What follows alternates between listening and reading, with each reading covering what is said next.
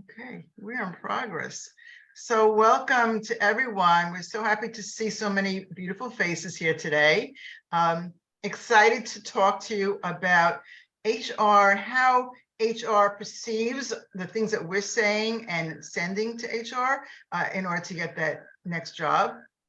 I think this is going to be a fabulous and enlightening call because I get so many questions every day of where and how HR makes the decisions they do. And so Melissa has been kind enough to offer her expertise and just to give a different perspective for you guys so that you know what to expect. If this is your first time on an accelerator call, if you don't mind just putting a number 1 into the chat so I can see how many are newbies, that would be great. Okay, see a couple. Yeah. Oh, wow. Okay, well, welcome to all of you. I am excited to be the host of our monthly calls. These are the accelerator calls. I'll tell you about the accelerators in a moment, but this is our May call. We have calls once a month. And May is a super special month for me because in May 2014, I started my own company. In April of 2014, I was laid off from the company I had worked for over 17 years. And I was kind of shocked.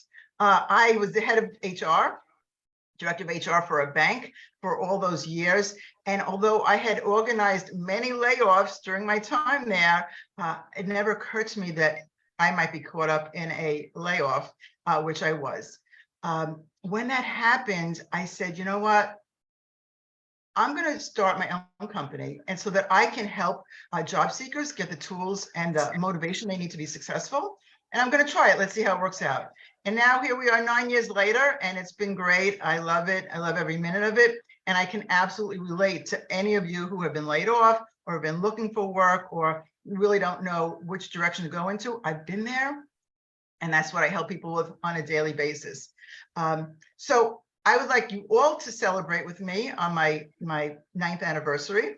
And so I'm offering a LinkedIn action plan. If you use LinkedIn, which you all should be, if you're looking for jobs, LinkedIn is the #1 way to help you network and find jobs.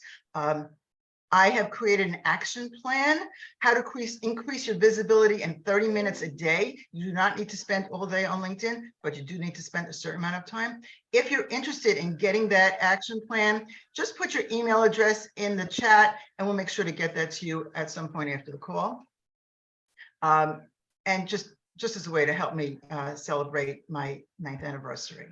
And just as I was growing my network, because before 2014, I really was focused on my company and I didn't spend a lot of time building my network at all, except for those that were inside my company. But just as I started to grow my network on LinkedIn in 2014, I encourage you to enter your own LinkedIn URL and the type of job you're looking for into the chat so that other people can connect with you. And you never know who might be on this call, who might have that perfect next opportunity for you.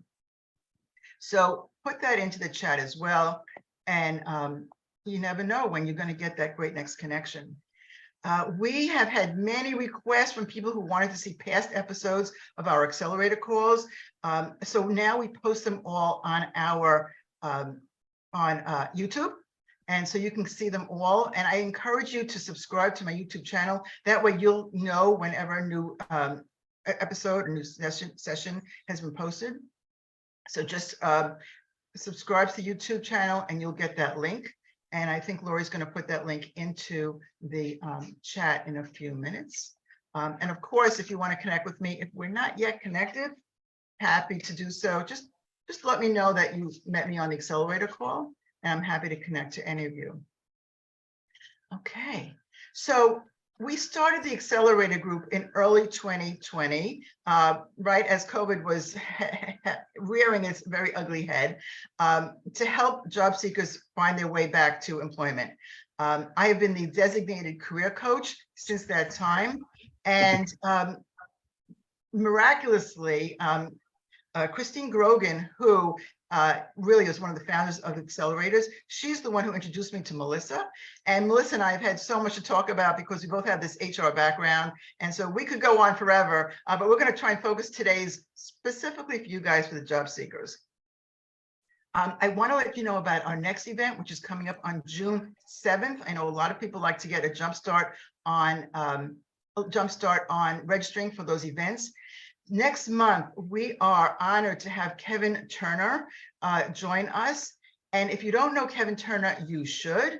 He keeps up with all the changes on LinkedIn, and every day, practically, we see new changes. If you would believe that since January of 2023, there are over 80 changes that LinkedIn has implemented.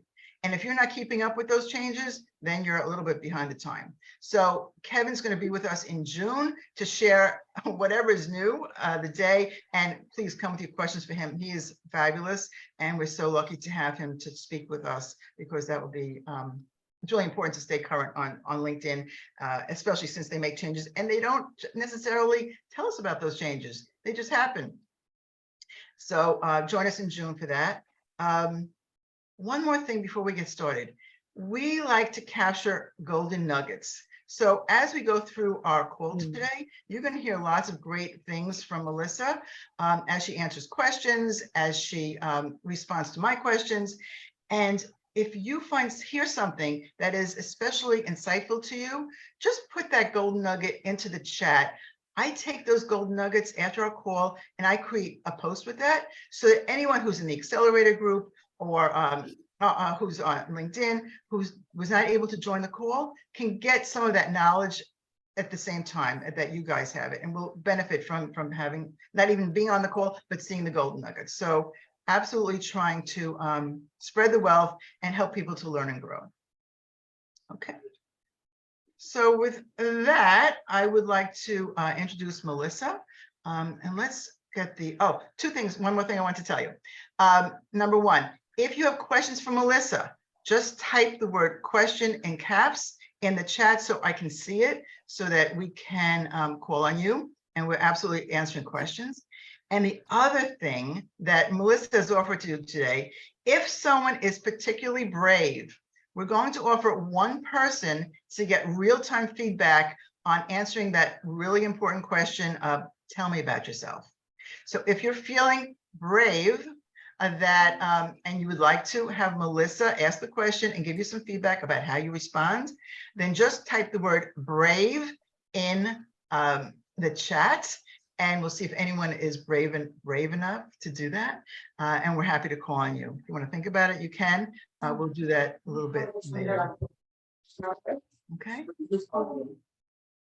If you're not muted, please mute yourself. We're hearing a little background noise. If you could mute yourself, that would be amazing. Thank you so much. I'm still hearing someone's I think it's Alexandra. background. Okay, better. Okay, so let's spotlight Melissa. And Melissa, would you like to say good morning to this fine group of folks? Absolutely. First of all, Mindy, thank you so much for having me today, and congratulations on your 9-year anniversary. Very inspiring story. Yes, my name is Melissa Miller. I am the head of HR for, well, I've worked for a few different divisions at Heraeus, and I'm currently supporting their med device and wound care divisions. I think it's a very brave step that all of you have taken to join the call today, to hear, understand, stay open, get great feedback. I'm looking at the chat. I don't think anybody's typed in the word brave yet, but hopefully as you get to know me during this conversation, you'll realize this is a safe space. I hopefully am warm and approachable, and somebody will want to engage just to set an example for the rest of the group. Thank you, Melissa. So You're welcome. Great. So I'm going to begin asking Melissa questions. Again, you guys, I'm sure you have questions. the questions that I'm going to share with Melissa today are ones that I hear daily. When I work with job seekers, I always hear these questions because, sometimes we get frustrated about the, why didn't I get the role? I was perfect for the job, and yet someone else got the job. So the questions that I'm going to be asking Melissa come from those questions that I hear on a daily basis from job seekers. So Melissa, if there was just one thing that you could tell job seekers, one thing that they must do and one thing that they should never do, what would those things be? One thing that we absolutely should do and one thing that we should never do in that job search process. Sure, that's a great question. There are a number of things that you must do, right? And so it's kind of hard to narrow it down just to one thing. But I would say maintain professionalism in the face of adversity would be the most critical. I notice a lot of the people on this call are looking for leadership, executive type roles. And so as you're looking for roles that become strategic in nature, where you may be responsible for a team or a project, the interviewer is going to put you in a pressure type situation. And it's not because they want to make the interview challenging. It's not because they want to intimidate you at all. What they're really looking to do is to see how you respond under pressure. Because all of us know that even in our dream jobs, we will have very difficult days. And how are you going to conduct yourself in a difficult situation? Whether it's your team, your peers, customers on the outside, all of us are going through very challenging situations at work, or will be at one time or another. How can we compartmentalize that, right? Put it aside and maintain our composure and our focus on the current topic. So please maintain very poised, professional demeanor, especially when you feel like the interviewer, is putting you under pressure. Most times it's a test, they know what they're doing. And then you asked me never to do, right? One thing never to do. This is a hard one. I almost want to spin this into another must. So I'll use maybe a double negative. Never avoid the thank you email. I have been in human resources for 25 years. I have worked in a number of different industries and cultures. I was born and raised right outside of New York City, started my career in HR on Wall Street, and I've since migrated to the South. I have worked all over the Southeast. I'm north of Atlanta right now in a suburb of Gwinnett County. So very different cultures, right? And I've spent a lot of my time in Georgia in manufacturing. Very different culture, of course, from Wall Street. But no matter what this advice translates from industry to industry, that thank you note is so important. I was just talking with our head of our R&D. He's younger than me, so I'll give a little bit away. But he is 40, okay? And I'm saying this for good reason, because I think a lot of people perceive that the younger generations are growing out of the necessity of a thank you email. And so that's why I kind of mentioned his age, because he is considered a millennial and I am not. And he said to me the other day, after we went through a critical round of interviews, there was one candidate that he was leaning towards, but the candidate didn't email him a thank you letter. And it wasn't about the need for him to be thanked. He's pretty humble in his role. In his mind, it was about the interest level. I really don't think the candidate is that interested after hearing what we had to say in the interview or after dialoguing about the expectations of the role.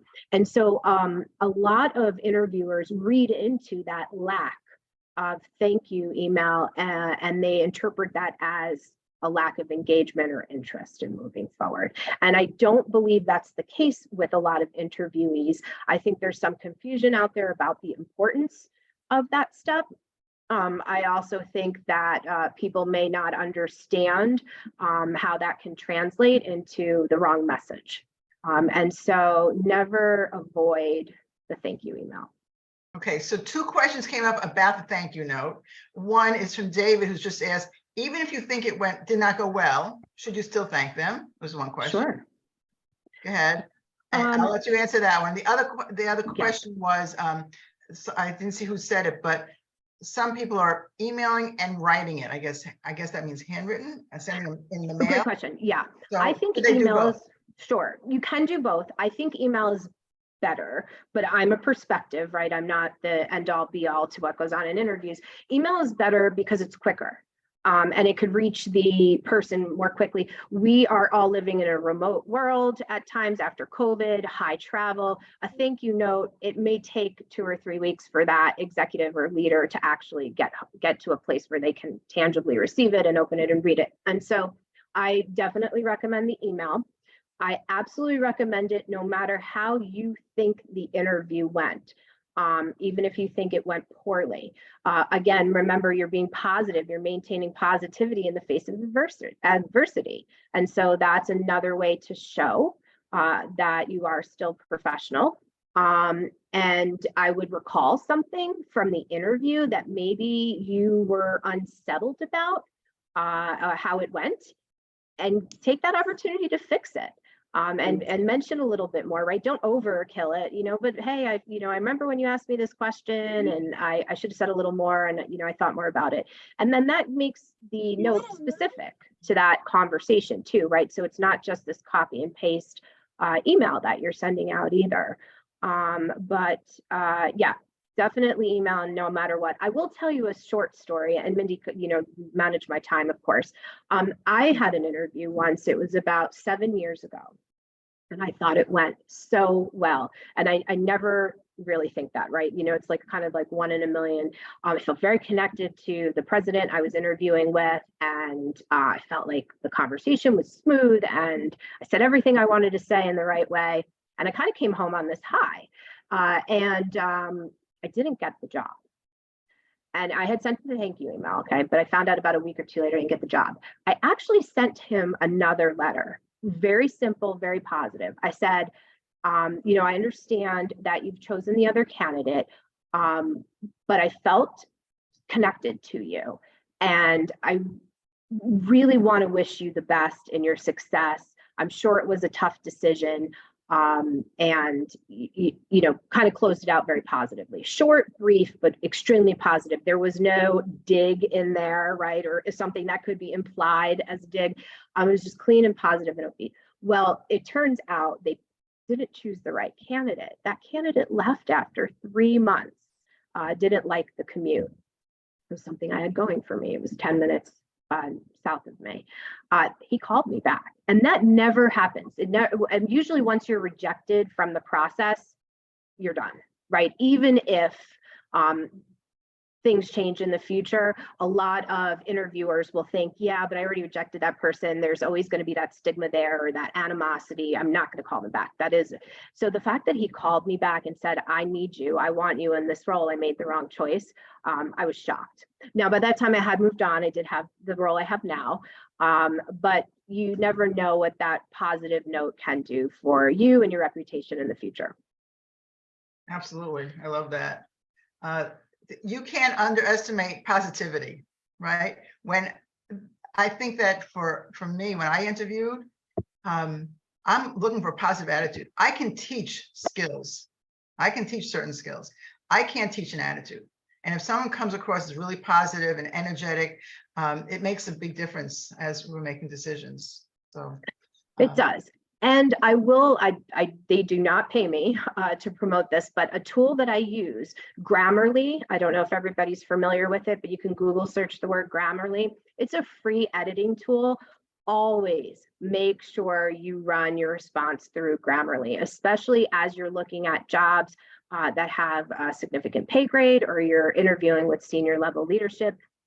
Unfortunately, right or wrong, grammar always matters. And you can take yourself out of the process if there is a grammatical error, especially at that level. I am not a great writer at all. I challenge myself frequently to do better in that area. If I'm blasting out an email to the entire facility, I run it through Grammarly first, which is better than Word. because there is an intuitive kind of grammar understanding component to the Grammarly. And if I meant to say the word her, but I typed she, Grammarly knows that, where Word doesn't. So I definitely recommend that tool. Absolutely. Absolutely. I'm looking at Susan, you have a question about after an HR screening, I had a virtual interview by a panel. Sure. I sent my thank you note. Hold on one second. I'm trying to see this a little bit better. Susan, do you want to get on? Do you want to unmute yourself and ask the question? Sure, and I think you almost answered it for me in a way. So the question was basically, I was not chosen for a position, but I've been thinking about reaching out to one of the interviewers via LinkedIn and just saying, it was great meeting you, didn't get the job, that's fine, but I'm really interested in putting myself in a better position to do better the next time this comes around, or to enhance my skills and learn. And do you have any recommendations or suggestions for how I might do that? And I'm just wondering if that's an okay thing to do. It's been in my mind for the last couple of days of reaching out to this person, and I'm just curious what your thoughts are on that and any suggestions for how I might word something like that. Sure. I think it's a great idea. Not everyone will respond, and here's why. There is a perception that sometimes whatever they share with you could lead to some sort of litigation, right?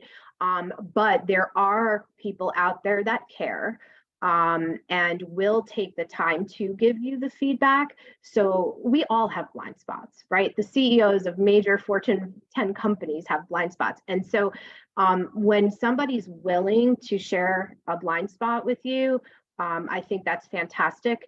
And you should accept that feedback, right? Especially if somebody's willing to do that for you. Never get defensive, never try to even explain yourself, right, about why you did this one thing that may have taken you out of the process, but just digest it, absorb it, and come to terms with it.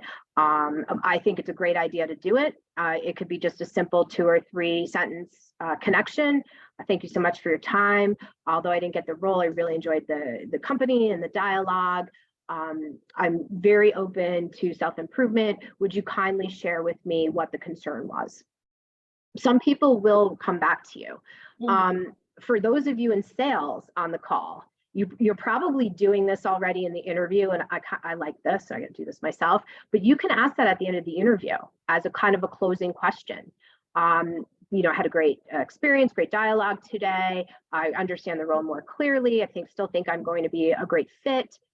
Is there anything that I mentioned in the interview that concerned you? So you can say it then as well. People will respond to that, especially because it's a verbal dialogue. So there's, kind of less things memorialized in writing that could hurt down the road, right? And I think people in those levels of leadership are often confronted with this spontaneous feedback that people ask for. And so they're used to giving it, and they're used to being raw and honest about it. And so that's another way you can seek that feedback. And then at that point, you can respond, right? So I wouldn't respond in the email because then it's just kind of, it's over, it's defensive. But in the interview, if you close with that question and somebody does share a concern, I think you can, in a very positive, non-defensive way, kind of shore up that gap. Thank you. Thanks, Melissa. And You're welcome. Lisa just responded to you as well, that she always reaches out. All right, so I want to stay kind of similar topic. I'm wondering, I get lots of mixed ideas about cover letters. Some people say they don't like them. Some people always read them.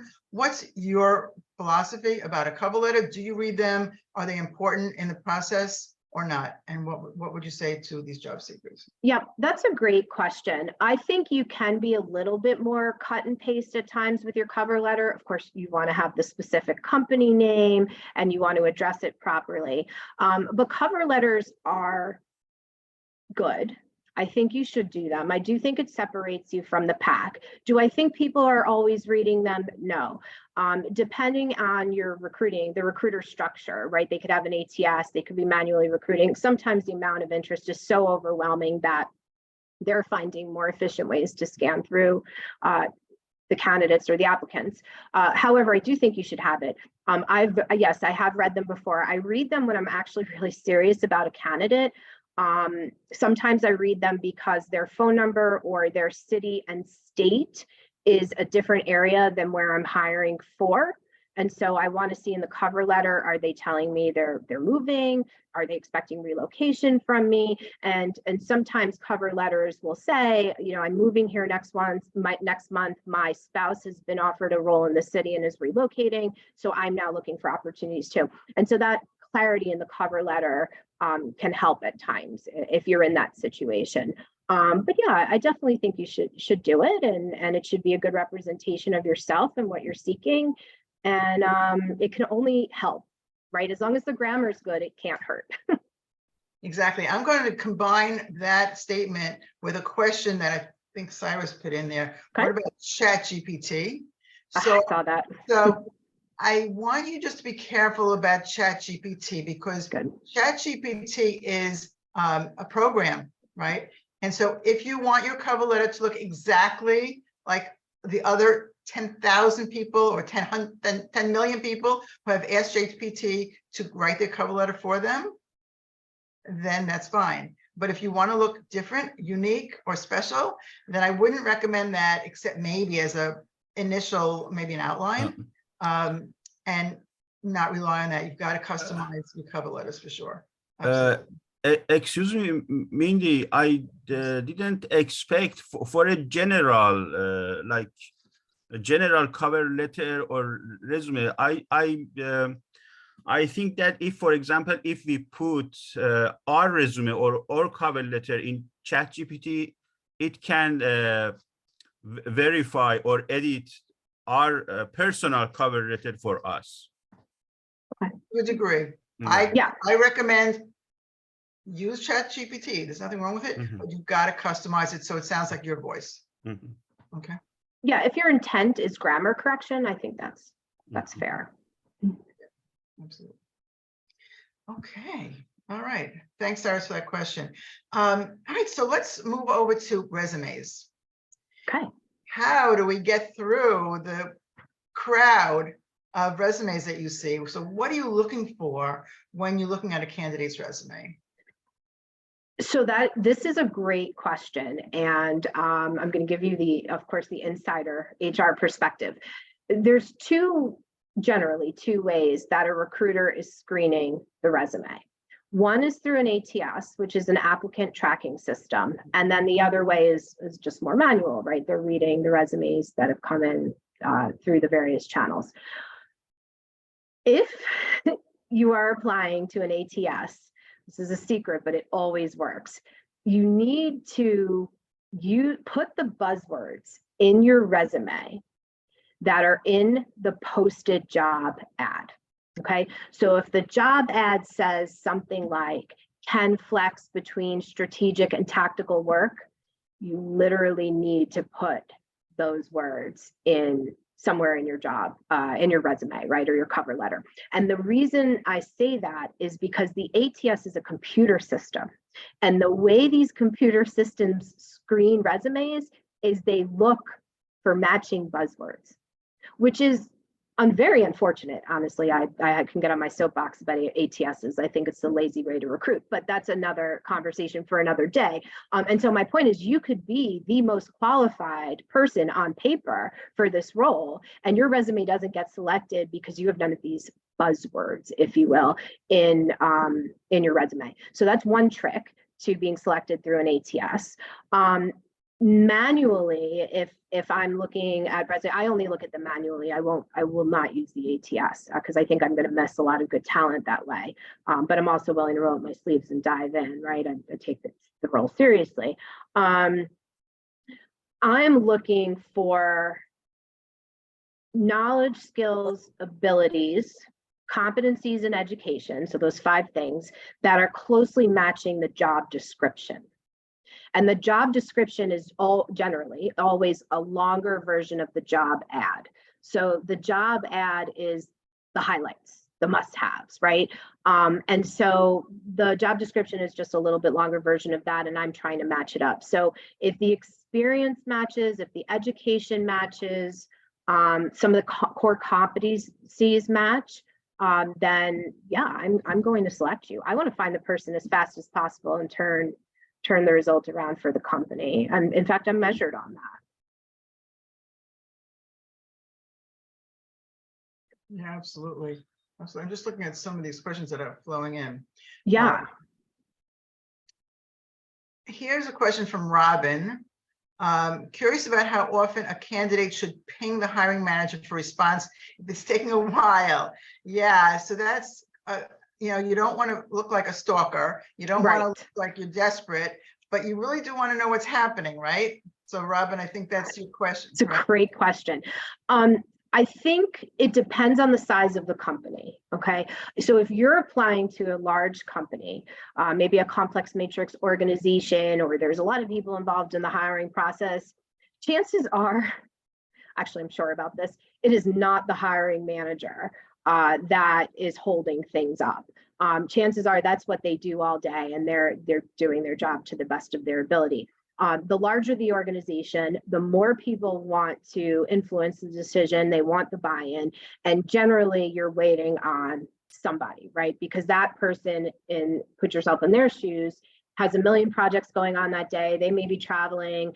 They haven't been home for dinner with their spouse or their children in 2 months. And so they've got all this other stuff going on. And then you've got this hiring manager going, yeah, I know that you wanted to weigh in on this role for Sue in the other department, but I've been waiting for a week now and I haven't gotten your feedback, right? A lot of that is what's really going on behind the scenes, and it's not the hiring manager getting back to you. And so you constantly following up with the hiring manager can get probably a little bit irritating, because the hiring manager at times may be saying, behind the scenes, there's nothing I can do. Like, this person keeps asking me and I don't have a good answer for them. And they may not feel like they're meeting your needs either, right? And so that may be frustrating for them. And so I think you do follow up once, a week-ish later, right? Because that's a good time span of like, I am engaged, but I'm not going to let too much time go by, but I am respectful and I do want to wait to see if you'll get back to me.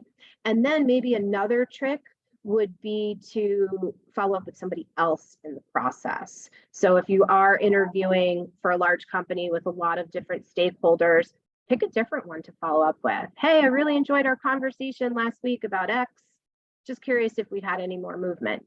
That generally will spark them to forward that email to the other people involved in the interview and say, hey, who's holding this up? What's going on? And that actually can influence this process to move a little bit quicker, even more sometimes than the hiring manager can. Yeah, I agree with everything you just said, Melissa. Kevin, I don't want to miss Kevin's question. It was a little long. Okay. Kevin, would you unmute yourself and just ask your question? Would that be okay for you? Yeah, sure. Thank you. It's very similar to what you just talked about. So Yes. I went through a company, I mean, it's 14,000 people nationally, but at this location, there's 3,000. Fourth round of interviews. I'd interviewed with a number of different people through those 4 rounds. They said, yeah, you'll hear something from HR. They're on point in the next 5 business days. Excuse me, I heard nothing.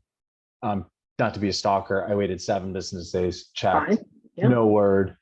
5 business days, which was 2 days, it's now 7 days, no word.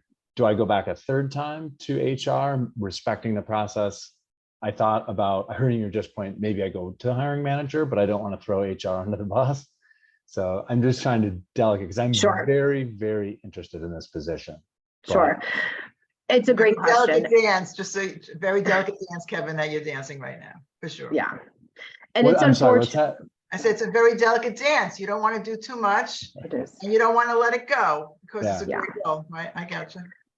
So the insight that I can bring to this question is, I cannot tell you how many leaders, SVPs, presidents constantly say to candidates, you'll hear from HR, and then never ask me or tell me or bring me in to the process. And so I think my first question is, did you apply for this role through an applicant tracking system or a website where a hiring where an HR person made the first connection with you? Yeah, there's been actually Okay. multiple people. And I've emailed well, there's been 3 people in HR. One in particular, I'm calling her the point person. Sure. Okay. So HR knows about you and this process. Has HR interviewed you? Yeah, I call Good. 4 rounds. Okay. First was a screening with HR person. There was another Okay. HR person that set up the second one. I did a written interview. Another HR person set up my 3rd round and 4th round. So it's like, sounds like 3 different HR people are involved in this. Yeah, that's complex. That's like a hot potato going around. yeah. And you said you followed up with them once? I've been going strictly to the one HR person that I have their direct email address. Yes, that's who I'm routing my So the communication. other 2 HR people, I'm assuming you don't have their contact information? I don't, honestly. It's an international company, and I think they're Oh, they kind of- outsource. it's like a Okay. contractor, so the email address for all the correspondence was kind of cryptic. Mm. So I do this person, her name's Stephanie. She is within the company's HR. Got it. You know, when I emailed her on the 1st and 2nd rounds, like, hey, emails were great, or my interviews were great, just want to keep you in the loop. She Yeah. replied, oh, Sure. awesome. And then What department is this for, your interview? it's a project manager, it's a planner position within their sourcing department. Okay, have you interviewed with anybody in the sourcing department yet? 3 different people, one of them twice. And do you have their contact information? Yeah, so I have all their contact information. I would follow up with the sourcing department. Yeah, I would follow up with the person you're going to directly report into would be the best person, because that person either wants you on the team and there is a holdup because recruiters are contracted and there's so many different people involved, right? And then that person will shore up the gap, or that person will not get back to you, and that's your sign that for whatever reason it's not going to move forward. But that hiring manager should get right back to you. Okay. The sourcing department manager who wants to fill this spot. Okay, because that's what I want to just be delicate of like following the process of what they last told me, which was like, hey, you're going to hear from, we're going to huddle after these case study interviews and you'll hear from HR. Sure. I mean, it sounds like there's just a lot of different people involved in this contractor. And so chances are things may be falling through the cracks, right? And so going right to the person that needs you to fill the spot in that department, you'll get an answer either way. Even if you don't get an answer, that's your answer about whether or not the role will move forward. And not something nice, 2 or 3 sentences, really positive, and then I wish you the best. Real quick question. When my email to the hiring manager, do I reference I've emailed HR previously, or just no? Because you will look like the tattletale, if you will, right? Okay. Sorry, that's probably a New York thing, but nobody likes the tattletale, right? So no, I would just keep it real positive, real above board, like, hey, just reflecting on our interview or conversation last week. Still remain really excited about the next steps for the role. Looking forward, are we going to be able to connect soon? Something like that. That's just simple and benign, non-pressure, no pressure type email. Okay. Yeah. Awesome. And you'll have your answer either way. You're welcome. Good luck. I'm going to put a lot of good energy out there for you. Oh yeah. Love that. Thank you. Thanks, Kevin. We have a question from Sandra Wise. Sandra, would you like to unmute yourself and ask your question? Hi, yes. Melissa, so yes. I'm trying to find human services, but okay. the position is human services, and I'm trying to get the HR people, persons that are in that section. How would you go about contacting them without sounding pushy? Sure. So human services, is this a government job? It could either be government, nonprofit, anything to work with the community. Okay. Do you have a specific role in mind, or you just want to get into that line of work? I just want to get into the line of work. I have the certificates. for Good. that. Okay, so there's no specific opportunity that's open right now, but you're interested in breaking ground. So this is great. Cover letter is a must for something like this because there isn't anything really available yet, but you want to share who you are and what you're interested in and why you would be a good fit for this line of work. City, state, federal, human services, they all generally have websites unless you're in a very remote rural place. And it is going to be, you're going to have to do a little bit of investigating, a little bit of cyber stalking, which is completely acceptable as long as you never admit it. And you will find email addresses, you'll find contact information for people and just start emailing out your resume and your cover letter. It's almost like a cold call, if you will. Again, just send it out, try to personalize each one. Don't say too much. I don't, if there is ever an opening available in this line of work, please think of me. I would be interested in working for your team. And hopefully you get something. I have before received a resume like at the right time when I was desperately needing something, and the resume appears in my box, and I'm like, wow, this is like almost like fate. So somebody might take that seriously that needs help. So you're going out of the box of what everybody else is doing. What is everybody else doing? So are they just waiting for a job to open? right. I mean, that's why you're playing in the top 10%. You're an A performer. You're going to go out there and you're going to get it. You're going to make it happen for yourself. Yep. Thank you very much. You're welcome. Good luck, Sandra. I love that perspective, Melissa. Very positive. I love that. Thank you.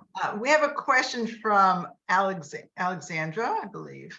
I think her question is if HR would know if you're using ChatGPT. I'm not sure. Alexandra, do you want to explain your question? I don't know. I don't know if Melissa would know that answer. I don't know if she wants it's fine. I can probably answer it. I see what she's saying.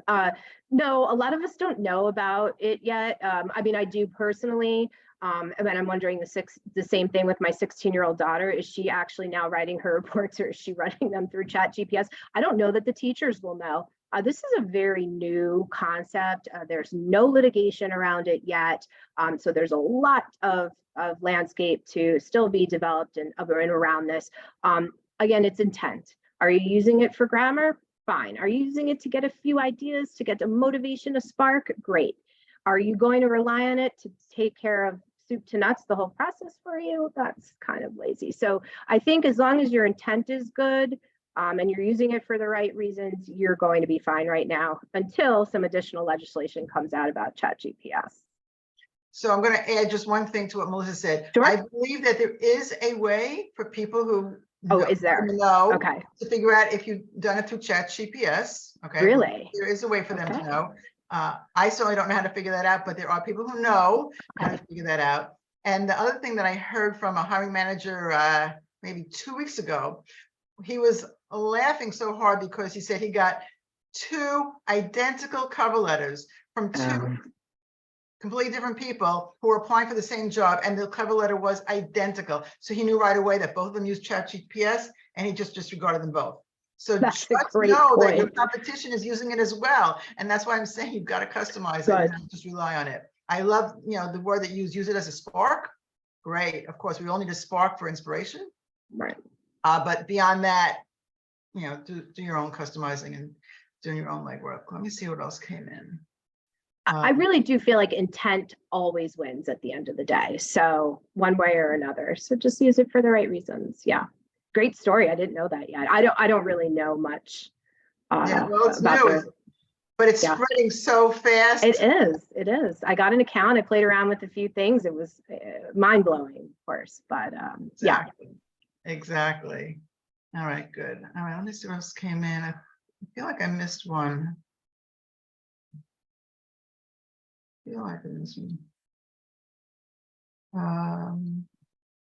I think Janelle wrote something about this tertian that can tell the plagiarism now, so that's interesting. Tertian. Yeah, plagiarism is going to become a whole nother question, right? Okay, David Mills had a question. I know I missed one. David Mills, a question.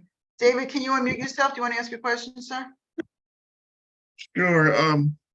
I was asking, should you follow up? I know you follow up after an interview, you wait a week and then a couple weeks and then you're done, but would you follow up after submitting an application, but before getting a call about an interview? Because I've always thought that if they were interested, they'd call me, and it's just kind of like being pushy. Yeah, I mean, that's a great question. If they're manually screening the resumes, they will. If it's an ATS situation, you may have been passed over if you don't have the right buzzwords in your resume. And it's hard for you sometimes to tell which one you're applying to. I would assume if it's online and you've got a lot of fields to fill out, I would assume it's some sort of ATS. You could take a look at the job description though first, or the job ad, and make sure your resume reflects some of those key terms and buzzwords, and then follow up with that version instead, or maybe try to apply again with that updated version of your resume. It may not hurt, but it's probably not going to help much either. So it's right. I recruit for all sorts of different personalities and people. I mean, I have people that tell me they have to have this job open right away, and then they don't get back to me for 2 months on resumes, right? And so you never know what you're dealing with. So I think it's fair to follow up once, just before you do change something to get noticed, right? Look at those buzzwords. Okay, great. We only have a little less than 10 minutes left, so I want to make sure that we get something in about the interview. We haven't really focused on the interview. Is there anything that someone could do in an interview that would either push you to say, this is a great candidate, or push you to say, yeah, that one's not going to work out? Tell a little bit about the interview process. Sure. And not the process, but what someone could say that would sway you one way or another, if you had two great candidates, let's say. Yeah, so there's a lot there. Let's break it down. So there's a lot of things, right, that could happen in an interview that have the interviewers kind of looking in a different direction. I would say the major ones would be, not being positive, being confrontational, being too nervous, unable to demonstrate that you can do the job. So you do have to check a lot of these boxes in the interview. What separates a candidate from getting the job versus not? It could be the way they answered the question, right? Because the interviewer is looking for a specific response. They're looking for a specific style, a specific way of handling a situation. And maybe you gave them the answer that they were looking for, right? Some of it is just a little bit of a fit and a style thing. It's really out of your control. Be who you are. Sometimes it's a unanimous decision. So we do panel interviews. There's 4 of us in a room. It's very intimidating. It's the CEO, the president, myself, and the head of R&D who invented our technology. And all 4 of us unanimously have to agree before a candidate moves on. And so sometimes 3 of us really want the other candidate and 1 person doesn't, right? So there's a lot of different ways a candidate may not be selected. But I would say, as long as you're professional, you're on time, you can demonstrate the knowledge for the role, you're positive in your approach and your responses, and you maintain your professional demeanor, you're doing everything you can. And then it's really just up to fit. Did I answer all of the questions? Yes. Okay. Yes, I think you did. The panels, I think, are really most challenging because you don't really know, a panel of 4 means there's 4 completely different perspectives. My panel has 4 complete, yes, the one I just described, we're all coming at it from a different angle. I try to make sure they're structured. Like sometimes before the interview, I'll tell the CEO, okay, you're going to go first and I want you to focus on leadership. Okay, and then head of R&D, you're going to go next, and I want you to focus your questions around innovation, right? And so I will try to bring that structure, because it's not fair when you're in a panel and people are peppering you and you're kind of like a squirrel and you're darting in all these different directions, trying to field the questions. That's not fair to you, but just do the best you can with whatever the situation is to present, because at times, if it is unstructured and scattered, they know that in the room and they're going to do better next time, or they'll like the way you handle that and took control of the situation. Absolutely. I was doing interview prep with a client one day, and he tells me that he is scheduled for 11 panel interviews in one day. And each Wow. of those, It's like an Olympic marathon. Olympic marathon, exactly. And I said, you know, how can I help you best? He said, I'm looking for nutrition. I'm looking for what I can do to sustain myself, because the panelist is only going to be there for 20 minutes, but he literally is going to be on for hours. And I think, yeah, Catherine, that's human torture. It was pretty serious stuff. So, Okay. and each one of them had, I don't know, maybe 3 or 4 on each panel. So it's very intense. And we talk about being positive in the face of adversity. That company was certainly setting that up to make sure that, you know, can this person actually run the marathon? Sustain, right. Sustain. So there's a trick, and it really does help. Some of you are going to think this is a little bit childish, but I do encourage you to try it once. If you are in a situation where you have this huge mountain to climb, right? Like an 11 panel interview, do me a favor, stand in front of your tall length mirror and put your hands on your hips like Superman and tell yourself in the mirror, I've got this. There's something really powerful and energetic when you do that to your body, physically and mentally, that will make sure the best version of yourself shows up for that 11 panel interview. The power pose, Robin. Yes, the power pose. Do it before something intense like that. And you'll do your best. You'll master your craft that way. Yes, that is true. I've heard that often. I know a lot of people. It works. Absolutely. And if you have a little cape you can put on the back of you, then you feel That's right. just good. All right. Do we have any other questions? Yes, I see some muscles coming up. Excellent. Did we miss any questions? I want to be sure we got them all. Okay. Melissa, this has been amazing. Thank you so much. I'm gonna. You're welcome. I had so much fun. And actually, I feel like we really didn't get to even talk about everything that we wanted to. So I am happy to come back another time. I had a great time. If any of you want to connect with me on LinkedIn, please do. I'm a big believer in paying it forward and helping others, and it will come back to you. So I'd love to help in the process wherever I can. That's wonderful, Melissa. I'm going to take you up on that. We'll coordinate schedules, okay? Our calendars. Awesome. I thank you so much for your time. Welcome. Thank you, everyone. Thank you all for being here and for asking amazing, great questions. Yes. We wish you all great success in your week ahead. Use the Superman power pose. I'm doing it right now, except that's not standing. And, thank you so much for joining us, and be sure to register for next month, June 7th, to hear Kevin Turner. And we'll get Melissa maybe back in the fall. Okay. I would love that. Thank you so much, Mandy. Perfect. Mindy, Everyone, sorry. have an amazing day. Bye-bye. Bye now.